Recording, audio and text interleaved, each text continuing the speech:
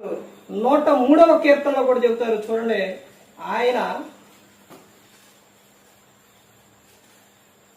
కీర్తనలు 103వ కీర్తనలో,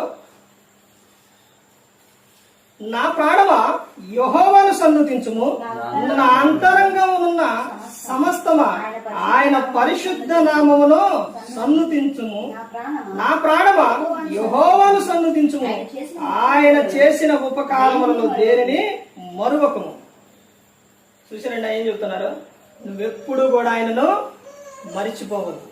నా ప్రాణమా, రామంతుడు ఏం చెప్పుకోండు? ప్రాణంతో గర్వించుకోండి, తినుము త్రాగు అని. కానీ భక్తుడు ఇక్కడ దావీదు గారు ఏం చెప్తున్నారు? నా ప్రాణమా నువ్వెవరై ఉండాలి? కీర్తనలు 23వ కీర్తన ఏమని చెప్తున్నారంటే, యెహోవా నా కాపరి, నాకు లేమి కలుగదు. అంటే ఆయన నన్ను ఏ విధంగా కాపాడుతారో, ఏ విధంగా నడిపిస్తారో అన్నది అక్కడ చెప్తున్నారు. అందుకని ప్రాణముతోనే ఇక్కడ చెప్పుకుంటున్నారు. నా ప్రాణమా, మొత్తం కూడా నువ్వేమై ఉండాలి? నువ్వు దేవుణ్ణి ఏం చేయాలి?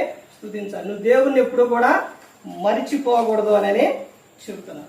ఆయన చేసిన ఉపకారాలు ఎందుట్లో కూడా నువ్వు మరువకూడదు. కానీ ఈ రోజున సమాజంలో ఎలా ఉందండి? బయట సమాజంలో ఎలా ఉన్నాయి? మర్చిపోతున్నారు. మనిషి దేవుడు చేసిన మేలు ఏం చేస్తున్నారు? మరిచిపోయే విధంగా ఉన్నారు. ఒకటి ఎప్పుడైనా కానీ ప్రతి ఒక్కరూ కూడా చివరగా ఒక్క విషయం ఏంటంటే, అపోస్తలుడైన పౌలు గారికి తగిలిన దెబ్బ ఎక్కడండి? ఏడ తగిలింది? మనకి వెంటనే వాక్యం గుర్తొచ్చేయాలి. అపోస్తల కార్యాలు 9వ అధ్యాయం. ఆయనకి తగిలిన విషయం ఎక్కడానంటే ఆత్మకు తగిలింది. శరీరాన్ని తగిలితే పేరు ఏమొస్తుంది? శరీరాన్ని తగిలితే అమ్మా అంటాం. ఎందుకని? ఎక్కడి నుంచి వచ్చింది శరీరం? అంటే ఎవరిచ్చారు? తల్లి ఇచ్చింది. కాబట్టి ఆత్మకు తగిలితే దేవుడు గుర్తారు. ప్రభువా, అప్పుడు ఎవరో గుర్తొచ్చారు పౌలు గారికి? ప్రభు గుర్తొచ్చింది.